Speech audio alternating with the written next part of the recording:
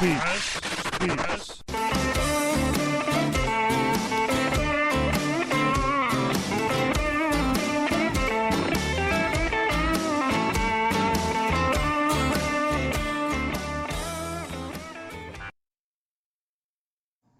Hello, Paul Presley here. Have I got a treat for you on this show? This is going to be a regular, probably Saturday night thing for a while, because I love the old-time radio shows.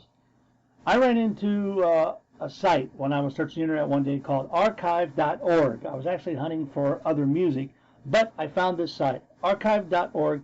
Great site. Okay, it has what this site does. It has archives of audiobooks, software, they have poetry, they have music, they have a lot of things on this site. So my favorite thing is the old time radio show. So what we're going to do today, and probably every Saturday night, I'm going to do an old time radio show. Okay, right now we're doing Gunsmoke. I've got the Green Hornet, Batman, a lot of those I want to do because those are great. Let me tell you what they used to use these for. It was an old time radio show. They also used to use them in the movies. Way back when a movie would start, they would have a serial, a Green Hornet and Batman, and Dark Shadows, and a whole bunch of other shows were serials. And what a serial was, that means it'd be like 15, 20 minutes, sometimes a half hour.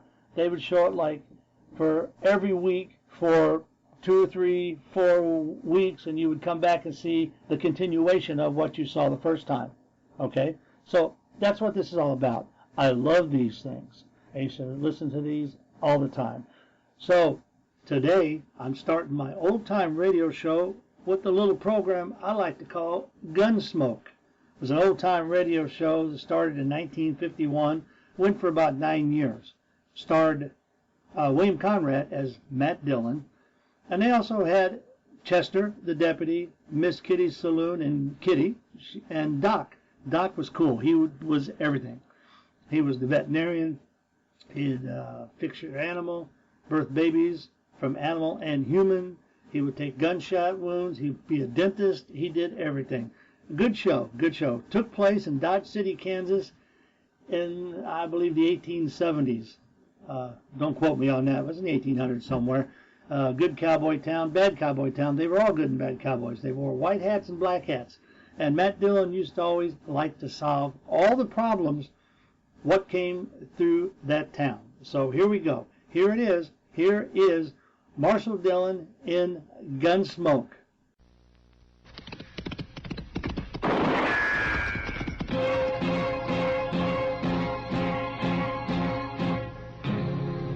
Gunsmoke. Around Dodge City and in the territory on West, there's just one way to handle the killers and the spoilers, and that's with a U.S. Marshal and the smell of Gunsmoke.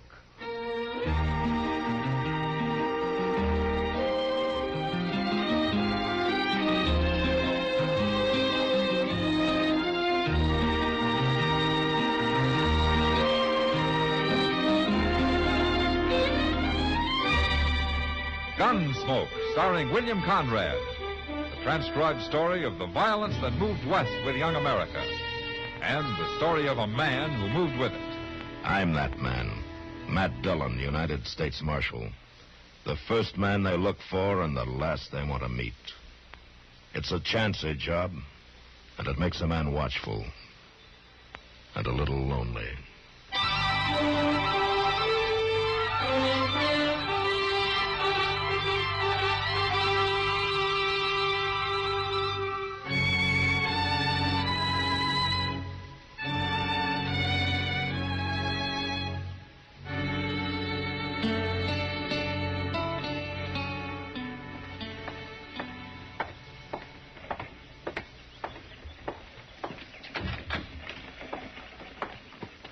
Mr. Dillon?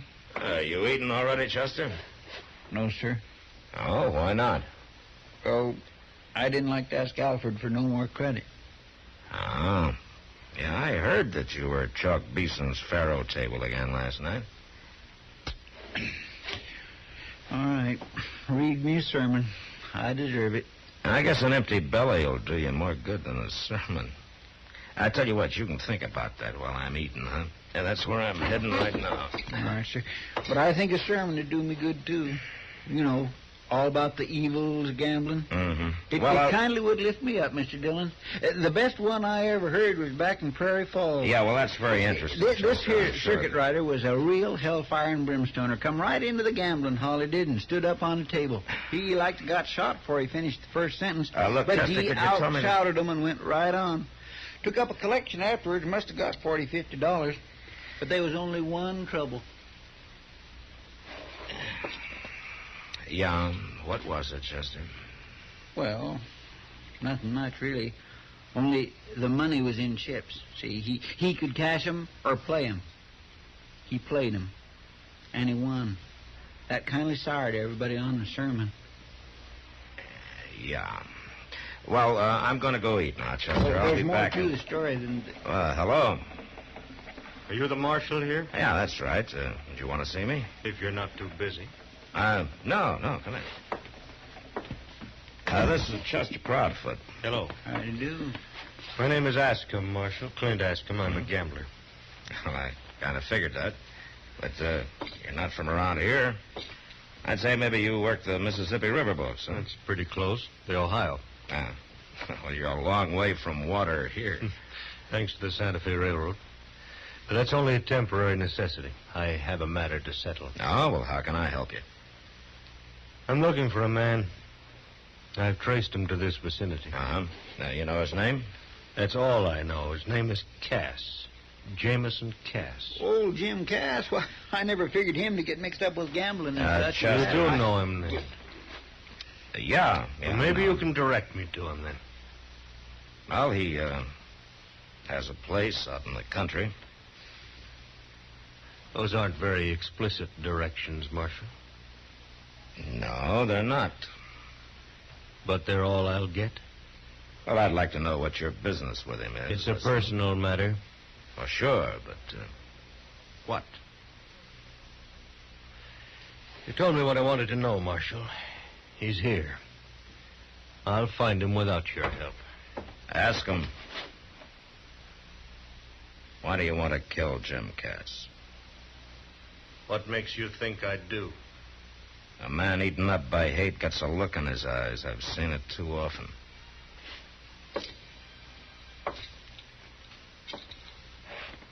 Now, why? I've got reason. Better be a good one.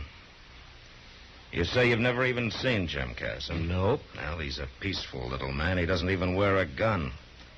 And murder is illegal around here. I'll remember that. You better remember something else, too. Jim Cass is a friend of mine. You go anywhere near him, and it'll be a pleasure to run you clear out of the country. It wouldn't do any good, Marshal. I'll get him, sooner or later. Good afternoon. Well, what in the world? He don't mean that. I'm afraid he does, Chester. But why? There ain't a nicer, harmlesser little fella anywhere than old Jim Cass. Now, what do you suppose could bring a man to hate him so? I don't know, but I better find out. Chester, you watch things here. I'm going to ride out to Jim's, huh? All right, sure, but ain't you going to eat? Oh, I can do that later. You keep an eye on Ascom, and if he should head that way, you follow and warn me, All huh? right, sure, I will. Well, Matt, how I just came down to eat with you. You going out? I'm just riding out to Jim Cass's, Doc. You are? Now, that's a long, hot ride to make for nothing. Now, what do you mean, for nothing? You won't find anybody there. I saw Jim Cass over at the Long Branch not 15 minutes ago.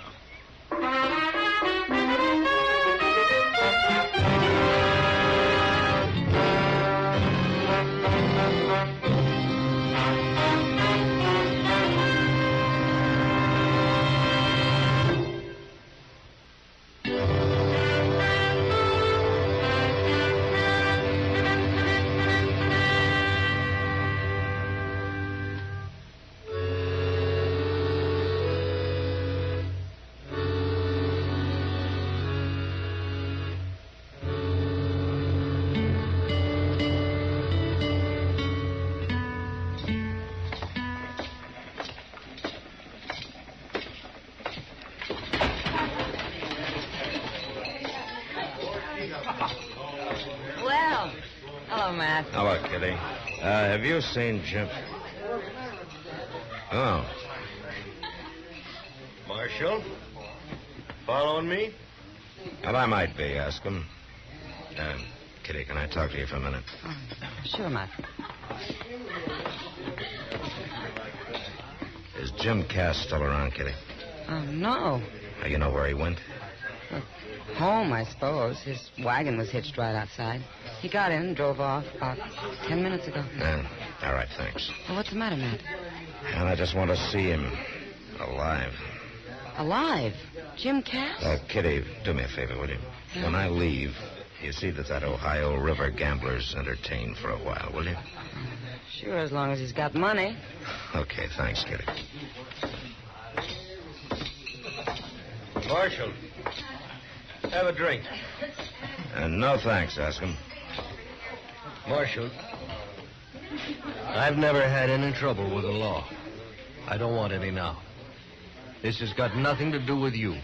A deliberate killing is the business of the law anywhere, ask him. He'll have his fair chance. Sure, house odds, huh?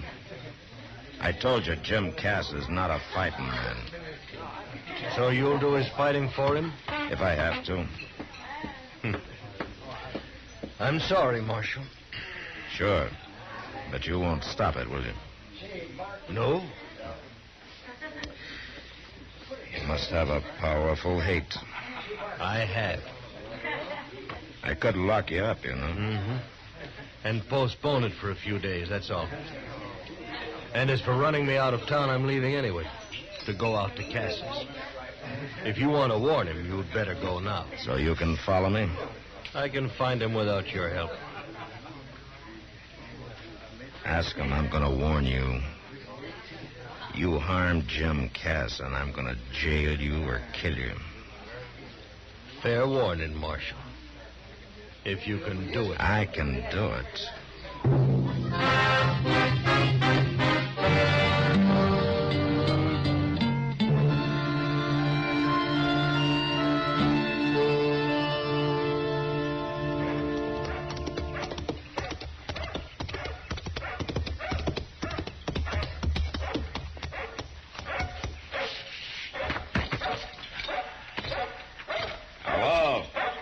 Anybody home?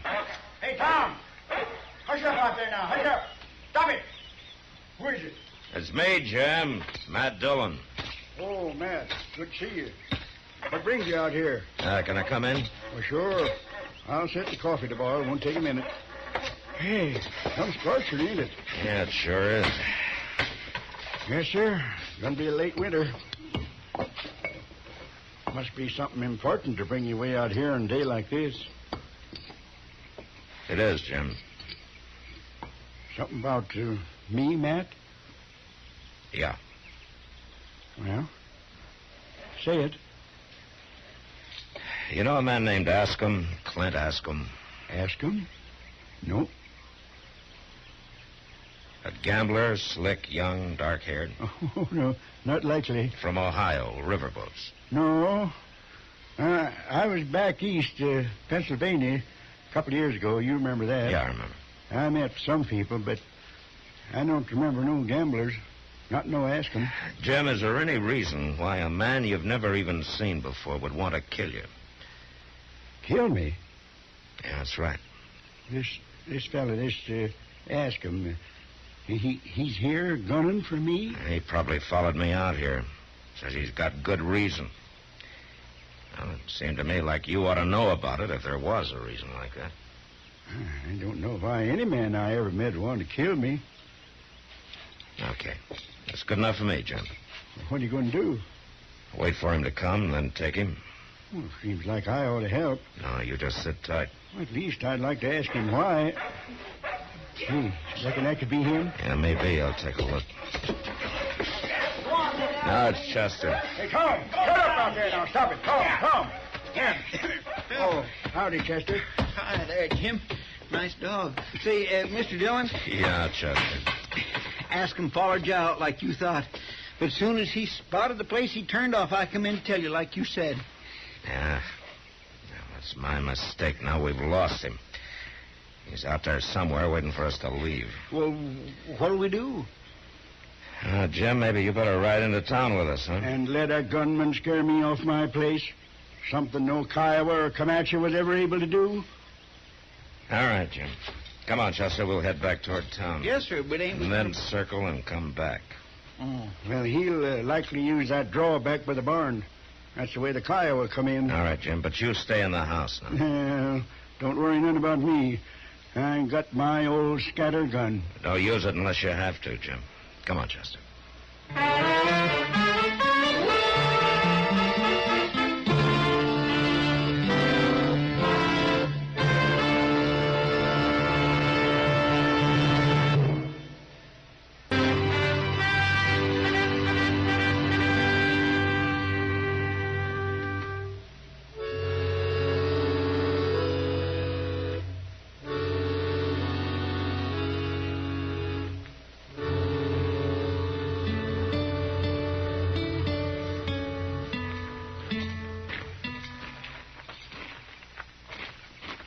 See anybody, Mr. Dillon? No, not yet.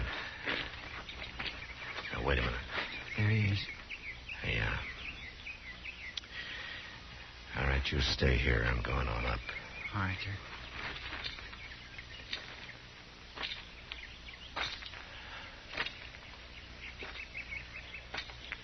All right, hold it, Askham. You're covered. Don't make a move. Where'd you come from? I'll just take that gun. Chester. Yes, sir. My mistake, Marshal. I guess I underestimated you. I guess you did, Askham. Chester, get the horses and we'll get out of here. Jim, I told you to stay in the house. Man comes to kill me, I gotta ask him why. Just holster your pistol, Matt. This scatter gun will keep him quiet. Now, wait a minute, Do Jim. like I said, Matt. You too, Chester. Mr. Dillon? All right, Chester. Maybe I'd like to hear this, too. Yeah, but I don't like the look in his face. All right, now, mister. My name's Jim Cass. You tell me yours. Ask him. Clint, ask him. I'm supposed to know you? No. We ever met? No. But you got the notion to kill me? And I'll do it. Not while you're looking down this gun. Now you're going to tell me why. Talk, mister. You killed my best friend. Without reason or sense. In cold blood.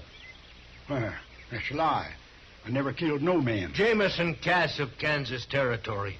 On the night of June 12th, 2 years ago, in a barroom on the Cincinnati waterfront. You pleaded self-defense and they let you go. Only it wasn't self-defense. It's taken me 2 long years to track you down. But that was an Indian. That was a Delaware Indian. He was my servant and he was my friend. The best friend I ever had. He was as good a man as you are, or any other white man. Jim, is this true? Well, Matt, ain't nothing to kill an Indian, you know that. You had no reason. Well, he jostled me and bothered me. Had no right being there at all with white men. Oh, I'll kill you with my bare hands. Stand back Ask now. him. You're still taking his part, Marshal. You hate Indians, too. No, Askham, I hate killing of any kind. But Indians don't count. Is that it? If it'd been my friend, I'd probably feel like you do. Not this murder. Ask him, did you ever think maybe Jim's got a reason for the way he feels, too? A reason? What reason? Well, out here there are plenty who feel his way. The situation's different. Indians aren't all like your Delaware. You take a look up there behind the house. That little grass plot with the flowers and the 3 headstones. Now, those are Cass's reasons. His wife and his 2 kids. And Kiowas put them there. Now, I don't hold with what Cass did, but what you're doing's no better. I don't care what his reason is. I come here to kill him. I'm going to do it. Ask him. All right, Mr. Indian lover, you will get your chance. Give him back his gun. Now, Jim. Stand back, Matt. This is between him and me. You stay out of it. Give him the gun, Chester. No, Chester. Jim, can't you see that you're I see making... he ain't going to be satisfied short of blood. Well, now I ain't either. Now, wait a minute, That's Jim. right, Matt. I'd hate to have to blast you. Use your head, Jim. Man comes to kill me. It's him or me. Mr. Dillon, that's a shotgun. Stay back, I told you. Put it down, Jim. Matt, I won't be stopped. Mr. Dillon, look out!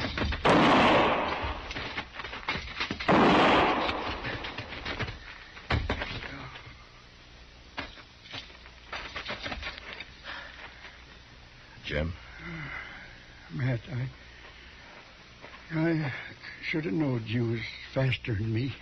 I'm sorry, Jim. Oh, you had to. But I figured I had to, too. Chester, give me your kerchief. Here, Marshal. Take mine. Ask him. Maybe I had this coming. I never thought much about that Indian. Maybe I should have. Hey, you be quiet, Jim, and lie still. Marshal, I'm sorry I caused this. It's a little late to be sorry, isn't it, Escom? Now, why don't you get out of here? All right, I'm going. Matt. Is he dead? No, he just fainted. Chester, ride into town and get Doc out here as fast as you can. Will you let me get him, Marshal? Least I can do. All right, Escom. Go ahead, but hurry. Mr. Dillon, you think he'll really bring Doc back? Yeah, Chester, he'll bring him back. My, you took an awful chance with that cussed shotgun. Well, it was a gamble, Chester. Yeah, but one you could have lost. Well, maybe you better read me a sermon on the evils of gambling.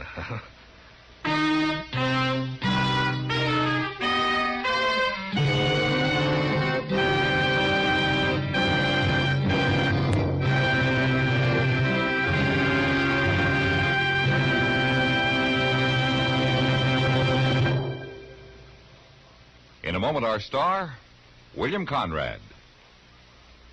When your child raises his hand in the classroom, does the teacher have time to answer his questions? How many questions go unanswered in your schools because teachers in crowded classrooms just don't have the time to get around to each child? This is only one of the serious situations that's going to be faced again and again this year in schools all over the nation. Every child deserves the best possible educational facilities. Though a good deal has been done since the post-war years, increased enrollments for this term threaten to wipe out all gains. Our schools are packed by the largest enrollment in history. There will be critical shortages in schoolrooms, staff personnel, and transportation unless you do something about it. Join and work with your local civic group and school board now. Through the PTA and other groups, you can take action to improve the schools in your own community and help find more qualified teachers who are so desperately needed. Don't waste time. Your child's education is at stake. Don't leave it up to the next fellow because you're the person who can help improve our schools. This has been a public service message by CBS Radio. And now, William Conrad. You know, the frontier's so its share of needless killings. But next week, Dodge City watches the most useless of all. Because of a bullet fired 2 months earlier, 3 men die. And that was the West. Gunsmoke. Produced and directed by Norman McDonald, stars William Conrad as Matt Dillon, U.S. Marshal. The script was specially written for Gunsmoke by John Dunkel, with editorial supervision by John Meston. The music was composed and conducted by Rex Corey. Sound patterns by Tom Hanley and Bill James.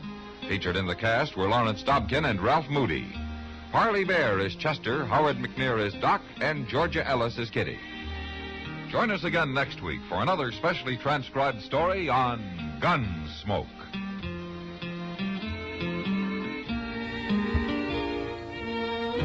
Hello, Paul Presley here. That was Gunsmoke. You know what I found interesting? At the end of that clip, they were talking about teachers. They were talking about not enough desks in the classrooms. They were talking about if children raise their hand, we need more teachers, we need this, we need... Talking about the educational system. And isn't that what we do today? It's 2013. That was 1956. And we're still talking about the same thing. I found that really interesting that was there. Okay, now I'm going to give you a little preview of what we're going to do next show. Our next show is going to be Roy Rogers and Dale Evans. Those are mine and Enid's two favorite people. Okay, she's going to be with me on that next show. But I'm going to play a little clip for you, and I'm not even sure what's going on in the clip. All I know is you're going to hear some singing. Roy Rogers was with the Sons of the Pioneers. You're going to hear him singing. And you're going to hear some comedy. You're going to hear a lot of good stuff. So here's a clip from next week's show that you're going to hear. Roy Rogers and Dale Evans Show, Old Time Radio. Yes, folks, it's the new Roy Rogers radio show for the whole family. Adventure, suspense, mystery, and music. Starring Roy Rogers, King of the Cowboys, and Dale Evans, Queen of the West, with Pat Brady, the Mellow Man, and an all-star cast. And now, here to greet you with a song and a story is Roy Rogers. From this valley, they say you are going. We will miss your bright eyes and sweet smile. Well, good evening, folks. Mothers and fathers and all you little buckaroos.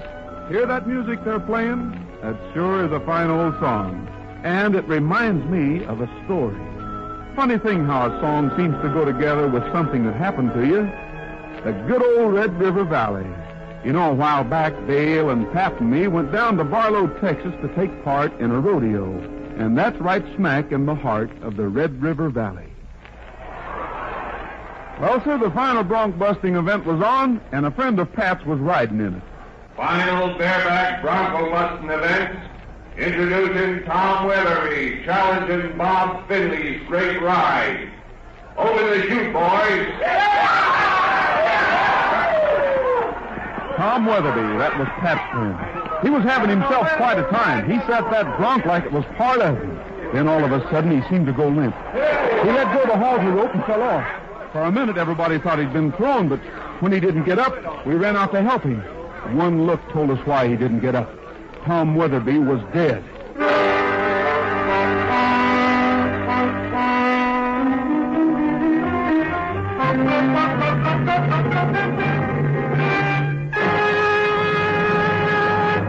Roy, I tell you, it just don't make sense. It just don't make sense. Tom Weatherby never had no heart trouble. Well, that's what the doc says it was. Well, what else could it have been? I don't know, Dale. But nobody can make me believe that Tom had a bad heart. Now, listen, Pat. The doc examined him not 5 minutes after it happened. There wasn't a mark on his body. Oh, I feel terrible for his sister. Yeah. Poor Mary. I gotta go see her. Maybe there's something I can do. We'll go with you, Pat. Sure. Oh, gosh, would you? Oh, that's swell. Maybe meeting you'll help take her mind off things. This week, Roy Rogers, Dale Evans, I love them. You can buy DVDs of their shows. Get them off the internet. They're very, very reasonable, very cheap. You can go in some of these, even the dollar stores. I've found them, and they're great. They're funny. I mean, they're kind of sappy, but you know, sappy's good. We like sappy. I like sappy. Good. It keeps you moving. So anyway, that's it. That's Roy Rogers and Dale Evans next week. We just listened to these old-time radio shows. If you want to email me, let me know what's going on, how much you like them. If there's a show maybe I could find for you of one of the old-time radio shows, I'd be glad to look for it. Write me at mskillslive.com. That's MSKILLS at live.com. Okay, adios. See you next week.